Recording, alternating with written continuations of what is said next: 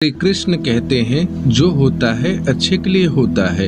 कभी कभी विपरीत परिस्थितियां हमारे वर्तमान समय को बदलने के लिए आती हैं और हमारे वर्तमान स्थिति को अच्छा करने के लिए आती हैं। मनुष्य का मन चंचल होता है, यह इधर उधर भागता है, यह किसी भी कार्य की एकाग्रता का दुश्मन है। लेकिन यदि ये व्यक्ति के बस में हो जाए तो इससे अच्छा मित्र कोई नहीं है। इसीलिए मन को एकाग्र करना जरूरी है। इस मन को एकाग्र करने के लिए बस थोड़े से प्रयास और अभ्यास की जरूरत होती है। भगवान कहते हैं मेरे लिए ना कोई घृणित है, ना कोई मित्र है और ना कोई धनी है, ना कोई निर्धन है। बस जो मुझे भक्ति भाव के साथ याद करते हैं मैं उनका हूँ और वो मेरे हैं। श्री कृष्ण कहते हैं वो किसी के भाग्य के निर्माता नहीं है, व्यक्ति खुद ही अपना भाग्य लिखता है। आप जैसा बीज बोएंगे आप वैसा ही फसल काटेंगे, आप जैसा कर्म करेंगे आपको वैसा ही परिणाम मिलेंगे। यदि विद्यार्थी मन लगाकर पढ़ाई करेंगे तो परीक्षा में सफल होंगे।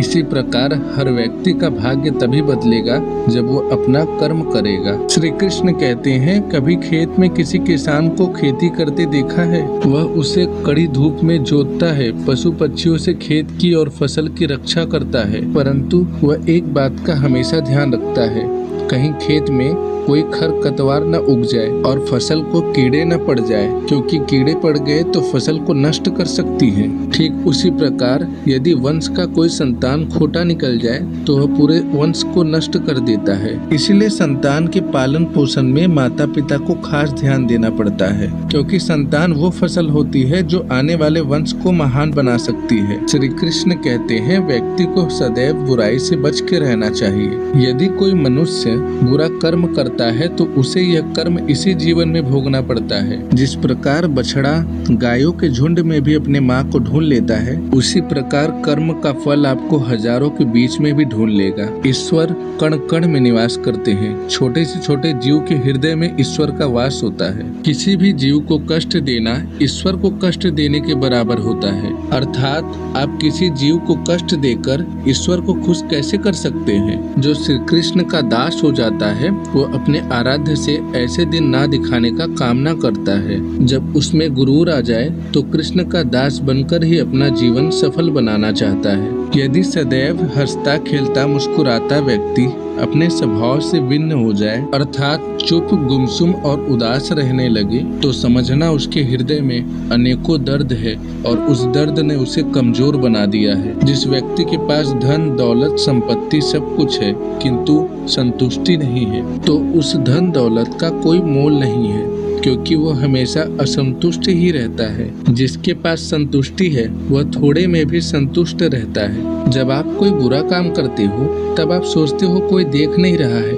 किंतु आप यह भूल जाते हो कि भगवान की दृष्टि सदैव आप पर ही है। इसीलिए आप ये न समझे कि आप अकेले हैं, क्योंकि भगवान सदैव आपके साथ ही होते हैं। इसीलिए कहते हैं मन के हारे हार है और मन के जीते जीत। अर्थात जिस प्रकार सकारात्मक विचार हमें सफलता की ओर ले जाता है, उसी प्रकार नकारात्मक विचार हमें असफलता की ओर ले जाता है, क्योंकि जैसा हम सोचते हैं वैसा ही हम बन जाते हैं और अपने विचारों के माध्यम से ही हमें नकारात्मक और सकारात्मक परिणाम मिलते हैं। इसीलिए अपने सोच को हमेशा सकारात्मक रखिए। मनुष्य ही एक ऐसा प्राणी है जो कर्म करता है, इसीलिए कर्म करना प्रत्येक व्यक्ति का धर्म भी है। धर्म करने वाला व्यक्ति ही कर्मवीर कहलाता है। इसीलिए कर्म करते रहना खाली बैठे रहने से बेहतर होता है। श्री कृष्ण कहते हैं जिंदगी में कभी हताश मत होना, क्योंकि कभी कभी गुच्छे की आखिरी चाबी भी ताला खोल देती है और कुल्हाड़ी का आखिरी प्रहार भी वृक्ष काट देता है। किंतु क्या सच में कुल्हाड़ी का आखिरी प्रहार ही वृक्ष काटता है?